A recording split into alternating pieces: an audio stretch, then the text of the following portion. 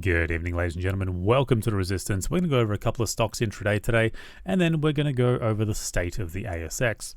So what we have here is in the middle of earnings, we got PME coming out, and stocks have been a bit shitty at the moment for earnings, for me at least.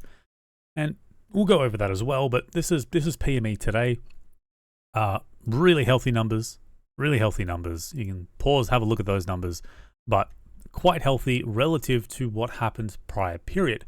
So we can see earnings last time dropped from a peak down to trough of about 66%. So 2/3 shaved off from the prior half year.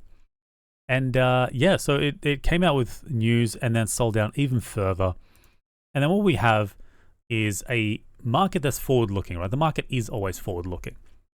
So since last earnings, the market's gone, you know what, maybe things aren't that bad. And we ended up at about a 50% rally off the lows.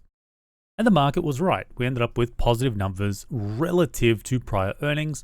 So it's no surprise that the market did in fact do well today for PME. Now this doesn't mean, by the way, that we instantly match long or we buy the dip or anything like that, right? This is simply just a backdrop of information to tell us that should we consider buying? And when I say we, I mean should I consider buying the stock at any point in time? Is a long trade feasible based on the information that I see? So the information that I see is things were terrible. Things are looking more positive lately. And the earnings back up that idea that things are looking better. So going long would not be a bad idea. So if we were at this point in time right here, right? Let's say this was today. This candle right here was today. This stock would probably sell down hard. Even though the numbers look good, they might not be good enough to justify a 150% rally with these numbers, right? A 20% increase on financial metrics for 150% gain doesn't make sense. So that would very likely sell off in this scenario. So now we're coming off the lows from prior earnings. So going long on this is feasible and perfectly rational to do. And that is just a backdrop to set this idea mentally that going long on this is okay, right? That whole spiel that I just did was simply removing a mental block. And that is, if this starts to look like a long, then going long is going to feel easier to trade and execute. Right? There's going to be less of a mental block of, well, it's gapped down. Is it going to retest this 175 level previous high and then, previous close and then come off and then I'll start shorting that? No. We're not doing that. We are in a mindset that going long is perfectly fine on this stock at some point in time. And going short, sure. I mean, I'm not opposed to it either. I wouldn't be keen on it, but if this, I would be happy going either way is what I'm trying to say. But because this stock was gapping down, it's harder to go long when you think the market has got it right on a match. It's down 2%. Why would it be down 2% if the news is good? Right? That's kind of the mental block that can happen. So we remove that mental block by going, okay, it's perfectly feasible that it's going to be a long day today at some point, or that it sort of bounces off this gap down. So we end up with a very clean range break. Sort of shoots down, once it opens, shoots down another 2.8%, starts to recover, and then finally does a range break from the open. So not on the third candle, but fourth candle looks good. Fifth candle basically confirms it as it refuses to go below this 172 level. I mean, look, okay, a cent or two is fine. Got to keep in mind spread. And then from there, it's just a nice little long. And at like no point was there really a signal to exit, except maybe this double top here to scale out. Plus you're hitting this 200 level, you're approaching this 200 level. It's just outstanding. This whole thing is outstanding. Don't forget there's a timing thing as well. So for earnings and for like larger stocks like PME, this is trading at like what, 20, 19, 18 billion market cap or something crazy. So a stock this large tends to have momentum on things like earnings or things like major catalyst news that can last an hour to an hour and 15 minutes. So trading this based on timing is actually not an awful idea. Smaller stocks, we're talking 1 bill market cap, 1.5, 2 billion, 3, maybe up to about 4. The timing tends to be more like 30 to 45 minutes. And this isn't a hard and fast rule that applies to absolutely everything.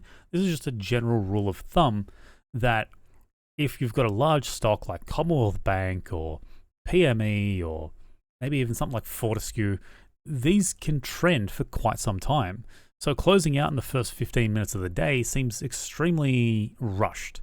You're basically leaving money on the table a lot of the times for a stock this large. So it is about being patient. And I find 1 hour 15 tends to be the sweet spot.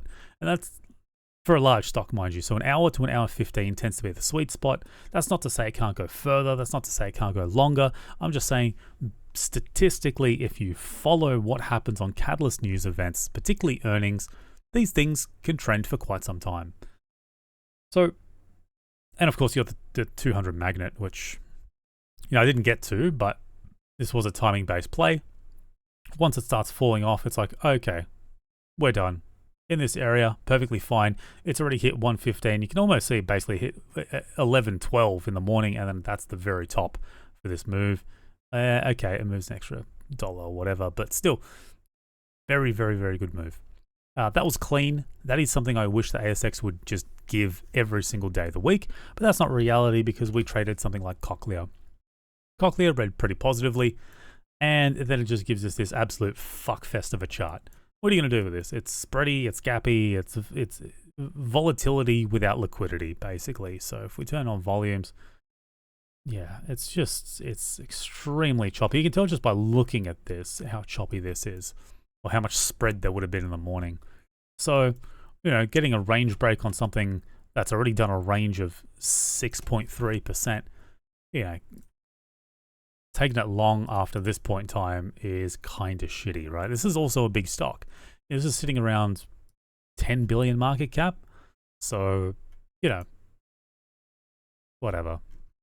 It's probably more of a swing trade. And this does look fantastic for a swing trade. I did not really consider this for a swing, actually. But yeah, wow, that's actually quite pretty. I will look into this. Yeah, I'll flag this for the next couple of days. Something to look at to move to about 160. That actually looks really nice on the daily. Just higher highs, retesting pivots. 160 looks actually quite achievable. I'm not sure what time frame. I'd have to look what time frame that is, but it gets to 140 today. Don't be surprised if it pulls back for a day or two before, maybe even a week before it makes the next leg up. Interesting. Anyway, so that's all well and good. Intraday is kind of shitty on Cochlear, and that's kind of my experience lately on earnings is things are shitty like this, really shitty to trade, and there aren't many PME stocks that we just covered that look this good. They're just not as common, I'm finding, this earnings season. It's just not as clean, not as comfortable. I'm probably taking 1 or 2 trades a day, and I usually just end up flat for the week for the last couple of weeks. It's not a particularly exciting day intraday. There's not much really to talk about in that regard, except maybe XEC, which is the emerging caps. I'm pretty sure that's everything from like 50 mil to 800 mil market cap. I mean, don't take my word for that. I think that's what the XEC covers. It's basically small caps and micro caps. And this is like a sentiment tool. It's a temperature gauge for how nice things are in the small cap space. How nice is it to hold a swing trade? And you can see for years and years after post-COVID that it just did absolutely sweet fuck all. We had a really nice burst at the end of 2015. The second half of 2025, sorry, not 2015. Second half of 2025, really nice. Bit of a pullback, and we're hoping for another push to the upside, but it just never really eventuated. So we had another sort of end of year delight here in December and start of this year in January. And after that, it kind of just went sideways, and it's kind of shitty. Now, I started trading before before COVID, so 2016, early 2016 is when I started.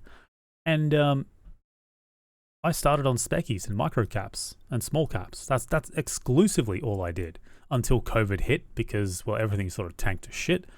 And it was just easier to trade larger cap stocks because the liquidity just absolutely flooded into larger caps. And what I did was basically just trade small caps and then go into mid caps when these were sort of pulling back. So I'd go into the sort of 1 to 5 billion market cap range as things were pulling back. And then as micros would heat up again, and I think a lot of the lithium micros were around this time, things would pump up again. And it was really consistent. You'd have really long periods of time where things were just clean to the upside for micros. You'd be more likely to multi-bag when news was coming out. There was more excitement in micro caps during these upswings, and they don't look very significant, but you could really tell the difference when there was an upswing in micros back then. I really do call this the golden era of trading for me. This was just so clean. It was, I don't want to say easy, like there was a huge learning, and there still is a huge learning curve to micro caps, but the consistency and reliability of what would happen on a particular sector or space, whether it's weed stocks, those would like last for weeks and weeks and weeks and continue in an uptrend, or even months. And something like lithium speckies were absolutely gorgeous. Gold stocks were super reliable. If you got a certain grade at a certain depth, you could rely on a certain price action and certain move. It was just really reliable and consistent. And I think that's why I really enjoyed 2016 to 2019. It felt comfortable to trade in, felt easy, safe. And I guess I just became complacent around this time because everything was familiar. And then market changed. Everything about the market changed in 2020. And then we ended up with a really hot market. Doesn't matter what you traded in 2020 and 2021, it went up. And then you had this super long period of time where things were shit on the micro caps. I basically stopped trading micro caps pretty much permanently. When I say trading, I mean like short-term stuff. Intraday, I still do intraday, nowhere near as much as I used to. And then, of course, there was this burst at the end again here, which was quite nice to trade, but it just didn't last that long. It was sharp. It was hot. It lasted a month or two, maybe 3, and then that's it. Back to sideways grind. So, yeah, if you look at my content on YouTube, I started in, what was it, September, October, November, something like that in 2019. So right before COVID hit, all my content was micro cap stuff. Everything you needed to know about micro caps, it was there. And it still is there, actually, but it's less reliable to use that information to make predictable trades. It's more just information to gauge, if markets change, to gauge what might be worth considering for the next trade in terms of fundamentals and stuff like that. But really, I'm finding it's more of a sector-based thing in the microcap space. So a particular sector would be hot, and then it's like, okay, just trade that particular sector in the microcap space. And that's just what it is at the moment. So I can't rely on trading micros anymore. And that's just the state of the ASX for me. So hopefully, guys, I'll have some more earnings stuff for you in the coming days and weeks. So I'll look forward to catching up with you guys then. Peace.